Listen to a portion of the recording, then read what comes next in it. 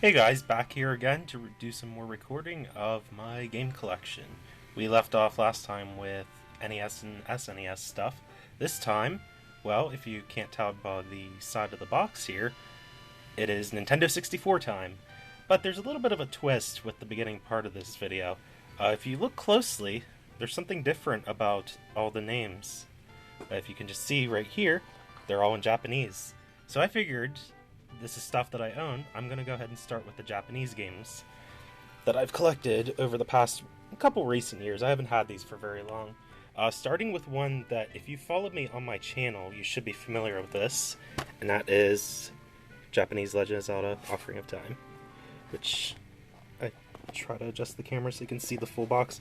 I had to back this away a little bit so I could try to get in the shot. That should be a little better there. But yeah, this is Japanese Zelda Ocarina of Time. It's very cowish looking, and even on the box side. Yeah, I did an unboxing of this actually when I got it, and like I said, this is the one I did the Let's Play on, and I demonstrated different things that I recall from the game, just from things I've seen by looking up glitches and things that I knew how to do. It's one of my, I want to say, first more recognizable LPs that I did on my channel, just because of the fact that I was doing the Japanese version and not the American version. But this is pretty much like the holy grail of my collection, so starting off the bat with the get-go with the Japanese version of this. It's pretty awesome. And I'm happy that I own it.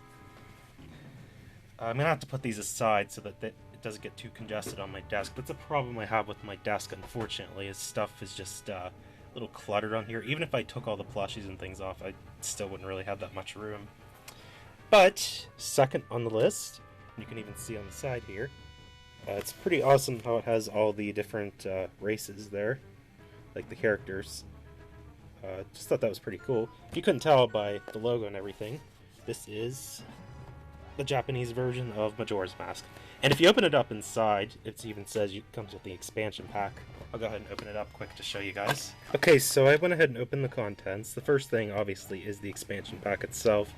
From what I've tested of it, it works on US N64s as well, so there's no problem as far as region locking or anything like that. It's pretty cool that it came with the Japanese version of Majora's Mask as well. And then, of course, behind it was the game itself.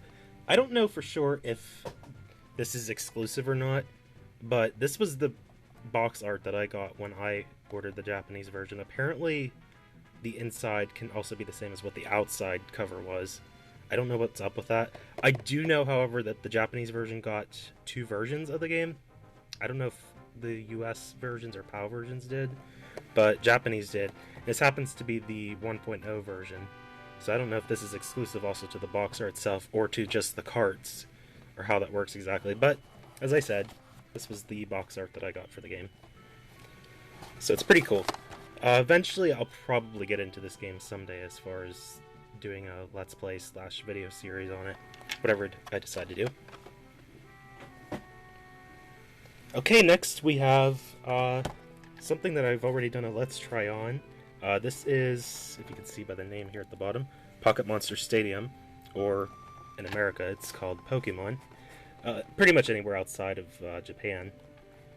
But this game never got a translated release outside of Japan. It's pretty much a watered-down version of Pokemon Stadium. Its translation name is actually Pokemon Stadium 0. So it's kind of interesting. Kind of indicates that this is something that was kind of like beta material / pre-release footage. This was basically just a demonstration that was made to show Pokemon in 3D action. That was the original intent of this game, because you couldn't play as all 151 Pokemon on it. I believe you could only play as 41 or 49. I forget the exact number, but it was just a fraction of them pretty much. And like I said, I did a Let's Try on it. I actually had 3 parts of this recorded, but if people are familiar, I only uploaded 1 part. That was kind of unintentional. At the time that I recorded it, I had to do post-commentary. I just never got around to recording the commentary for the last remaining parts. Oops. Maybe someday I'll go back to those, though, here, or sometime soon. I probably should do that, just to show what the rest of the videos was in relation to what the game was like. like I said, if you've seen anything of Pokemon Stadium, it's pretty much the same thing, except it's the Japanese version of an early release of the game. But anyway, next is Pocket Monster Stadium 2. This is actually Pokemon Stadium 1 for any place outside of Japan. And it has very awesome box art with Mewtwo on the front, dominating over all of the others. It's pretty cool. Like I said, there's nothing different about this. It's just the Japanese version of Pokemon Stadium 1. And it pretty much has the same features where Game Boy can connect to the 64 to play, even in the picture here, it just shows you can play the game on the screen, which was a pretty cool feature at the time. But I think you could do that also with like the Super Game Boy for the Super Nintendo. It was like a cartridge slot that went into your SNES that you could play Game Boy games on your TV screen as well. But today we have the Game Boy player as well for the GameCube. Anyway, next is the Pocket Monster Stadium Gold and Silver version. This isn't really any different from, again, what any place outside of Japan got. The US and PAL regions also got this, just it was called Pokemon Stadium 2 because we never got the original Pokemon Pocket Monsters game that was released in Japan. Again, nothing different, it's just the Japanese version of the game. And last but not least of my Japanese games is the Japanese version of Banjo-Kazooie. I mainly got this because I originally had the intent of thinking I could possibly do certain things on this game, since it was, I think at the time, originally considered to be the superior version because of text speed going faster. But there's a lot of places where you can just skip text in any other version of the game. I'm really referencing speedruns when I mention this, by the way. But then I discovered that doing Grunty's Furnace Fun quiz in Japanese was not such a hot idea.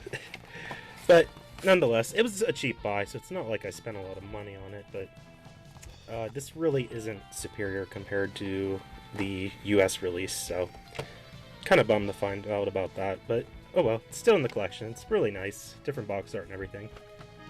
And that's pretty much it for my Japanese games. Next, I'm going to be showing, if I can go ahead and put everything on screen here,